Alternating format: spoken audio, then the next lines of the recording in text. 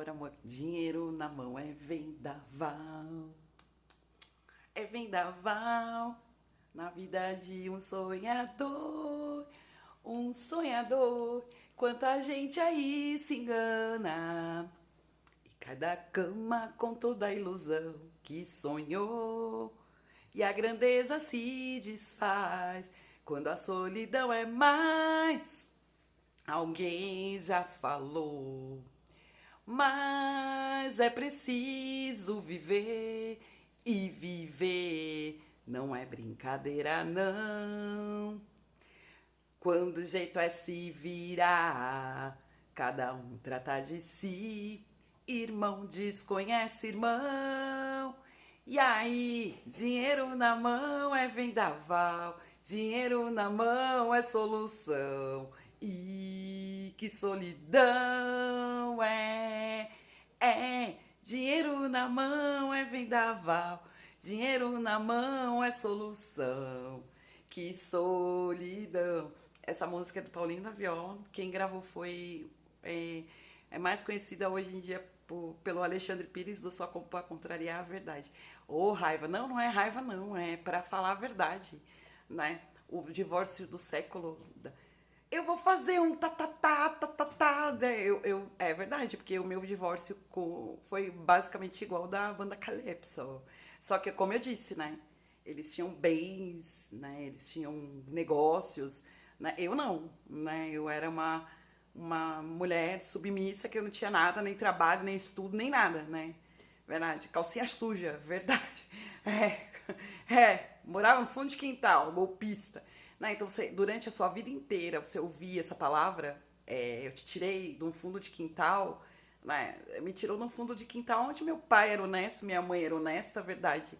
Né? A gente dividia o pão de cada dia, né? Mas meu pai ali, sendo na honestidade dele, no caráter dele, por isso que eu sou a mulher que eu sou. Então, é diferente, assim, ó, irmão desconhece irmão. E aí, bom, é justamente sobre isso que eu quero falar, né? Que está no meu livro a respeito do meu divórcio, né? Eu já falei aqui no nosso canal e eu vou repetir. São duas profissões que a gente tem que ter uma confiança bem grande na vida para poder constituir um advogado e um médico. É verdade, porque essas duas pessoas têm a sua vida na mão deles, né? Então, se você não tem essa palavra confiança nesses dois profissionais, meu, não constitui, arruma outro, vê outra pessoa aí. Então, assim, é algo muito sério. E eu deixei isso bem claro durante a minha jornada inteira no meu canal e eu escrevendo no meu livro absolutamente essa palavra, confiança, tanto na minha médica como nele. Por que, galera? Minha médica cita circo, porque foi um circo, mas um circo não da parte dele nem da minha, foi um circo da outra parte. Da outra parte, por quê? Porque, como eu disse, essas pessoas, elas estão acostumadas a ter posse das coisas, né? O meu ex-marido, conforme meus médicos foram estudar, é verdade, para eu poder, né, colocar o meu livro em prática, né, para saber ao certo se eu estava contando a verdade, porque nem eu, muita coisa, nem eu sabia se eu estava falando o que eu estava falando a verdade, né, porque foi falando durante a análise, foi esquecendo muita coisa escrita. Ele foi criado nesse mundo de poder, de ganância, de dinheiro, verdade. Honestamente, pelos pais, sim, né? Verdade, boa índole, né? Pessoas trabalhadoras. Mas ele sempre foi um playboy, sempre teve tudo o que tinha. Fazia, trabalhava para poder mostrar para a sociedade que era trabalhador, mas sempre tinha tudo o que queria pelo pai e pela mãe. Verdade, playboy. Playboy misturado com um disfarçado de trabalhador, né? Verdade. Então, é verdade. Então, assim, a casa, um salão comercial, é igual a Fabiana. Para essas pessoas doentes, é assim que nós somos, né? Nós somos como uma casa, como um salão, como um apartamento, como um carro. A gente é como um objeto, mas um objeto naquele que é posse, né? Então tá aí a situação. Então, quer dizer, o circo não foi da gente, não foi da minha parte, nem na parte do meu advogado, na época, nem minha, nem da minha família. Foi da família dele e da parte dele, né? Porque eles não têm amor pelas pessoas, eles têm amor pelos bens. Entendeu? O amor deles é pelo teto, pela parede. Isso é importante, galera? É importantíssimo isso. Né? Você ter um bem que você possa usufruir, né? É verdade. Ou você ter um bem que você possa ter uma tranquilidade futuramente, né? Mas você não tem que se matar por causa daquele bem. Você não tem que perder sua saúde por causa daquele bem. Você não tem que perder sua vida por causa daquele bem.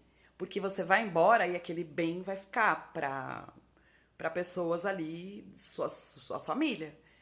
Vai ficar pros herdeiros ali, verdade. Se você tem filho ou não, não interessa. Vai ficar pros caras, pras pessoas que têm direito.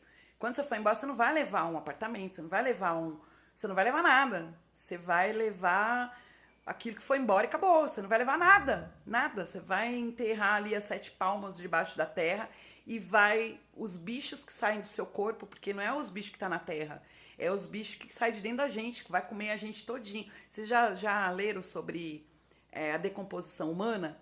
Leem. No Google tem bastante coisa a respeito disso. É verdade, né? A gente vira pó, né? E esse pó, muitas pessoas facilitam, né? Vai lá, faz uma cremação, já fica o pó e já joga no mar. Ou para onde quer, ou guarda lá num pote, num baúzinho, faz o que quiser. Cada um tem um sentimento, um valor pela pessoa, ente querido que tá ali, né? Pelo resto dos mortais dele, porque ele não está ali. A pessoa foi embora. Ela não vai precisar de uma casa bonita, de um carro zero, de nada. Ela acabou. Ela acabou, né?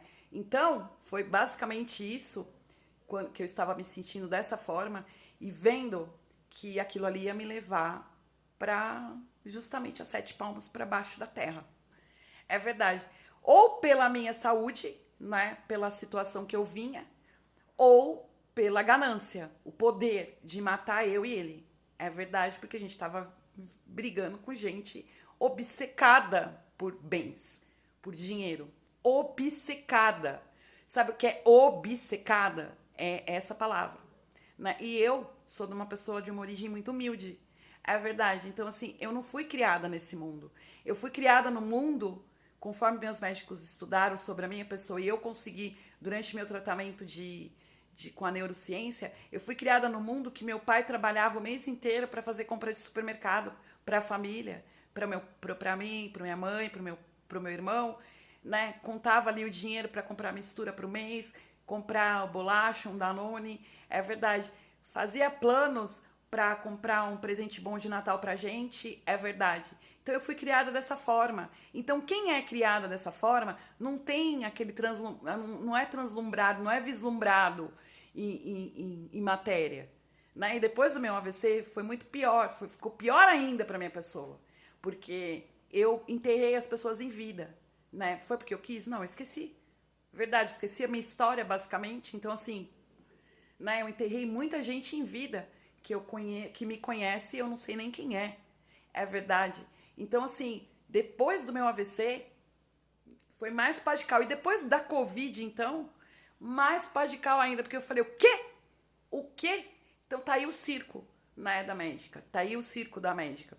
Por quê? Porque essas pessoas que vivem em relações doentes, elas gostam de poder, de posse, galera, né? E eu falo isso no livro. Então, assim, nós somos como uma posse.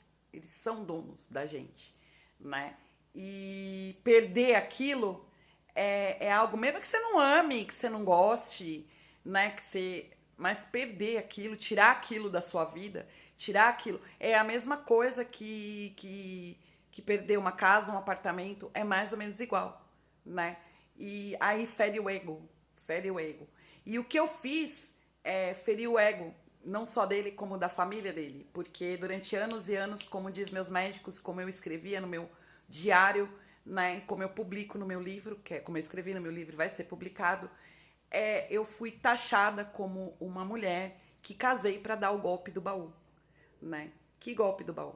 Então, quando eu vi aquela situação esdrúxula na minha vida, perante uma pessoa que eu conheci quando eu tinha 16 anos de idade, é verdade, que ele ia na porta do colégio me buscar com uma moto, verdade, simples, porque ele era humilde também, né? E meu primeiro amor, sim, né? Eu não tô trazendo, eu não amo o cara de 1992, eu amo o cara de 2025. É verdade. Por quê? Porque o amor que eu adquiri foi lá, começou de 1992 até então. É verdade. É verdade que eu tô falando, né? Já a pessoa que eu casei, eu não consigo nem ter nenhum tipo de sentimento a não ser repúdio. Por quê? Porque nunca foi de verdade. Nunca teve nada que trouxesse para minha vida durante o meu tratamento algo importante, tirando status. É verdade, tirando status, como diz meus médicos. Né? O que você tem de importante do seu relacionamento? Vocês não geraram absolutamente nada em comum, né? Vocês brigaram o tempo inteiro. Foi uma disputa de sentimentos dele contigo, porque lá no fundo, você era como um tijolo. Você não era um ser humano. Né? E quando você desprendeu disso, é verdade, caiu a ficha dele que aquele bem ele perdeu. E depois de tudo isso, né, que eu abri mão, porque eu abri mão justamente pra ser feliz, não com o cara que eu amo, porque a gente não tava junto. Ele tava me representando na justiça, né, como um profissional. Mas eu digo, como disse minha médica, né, minha médica falou isso bem certo, quando ela me pediu para contar a história da da ai, da lá do lá de Guarulhos, lá, é verdade, que ela me pediu da audiência, né, para me contar a história da audiência que não teve, né? Ela virou para minha pessoa depois que eu contei toda a história para ela. Ela virou para minha pessoa, ela fez assim: "Mas espera aí, alguma coisa não tá tendo sentido.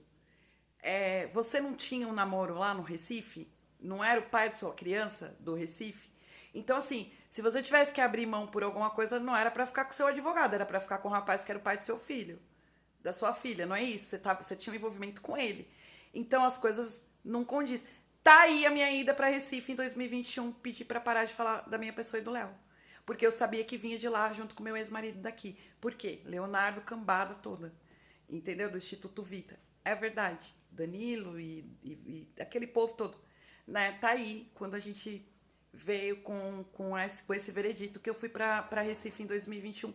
Por quê? Porque a bagunça começou quando? Como eu falei para vocês, quando eu pedi para ele salvar a minha vida e a da Lara, que eu tava indo buscar a Lara lá em Recife, tava voltando para São Paulo, né? Porque não dava mais para ficar lá, porque eu tinha sofrido atentado, tinha apanhado lá, tinha sido roubada pela Lene, verdade, estava passando fome, dificuldade, né? Eu e ela, enfim, não dava mais para ficar lá, estava muito adoecida, mentalmente, fisicamente, por causa da perda da criança. Enfim, não estava vendo uma luz no final do túnel em relação ao trabalho, porque eu fui para o CEDASP, mas eu estava muito doente, não tinha mais como ficar ali. Enfim, pedi para ele fazer o que tinha que ser feito, invadir tudo, porque iam acabar comigo e com ela lá, depois do boletim de ocorrência, né, que eu fiz lá. Então, galera, para você ver o que são relações doentes. O que aconteceu? O meu ex-marido se uniu com esse Instituto Vita porque eles perderam uma peça importante para eles, porque eles ligaram para minha mãe aqui em São Paulo dizendo que eu ia ter uma mudança de comportamento, que eu ia melhorar 1000% vendendo o peixe deles. Né? Eu sou da área comercial, eu sei muito bem o que é vender o peixe. É verdade. Ah, mas eu sei. Né? Então, vendendo lá o pacote de treinamento deles, né? Então, assim, eles estavam perdendo uma peça fundamental, né? Aquele negócio. Pô, ela tá voltando para São Paulo pior do que ela foi. Então, começou aí, né? Aí veio o advogado, que era meu amigo de infância lá de trás, né? Que eu pedi ajuda, verdade. Foi lá e, pum, fez o que tinha que fazer.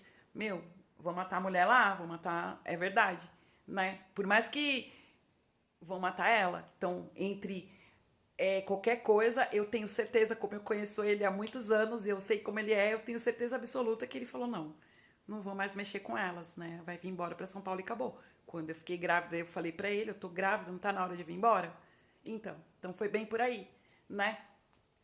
Enfim.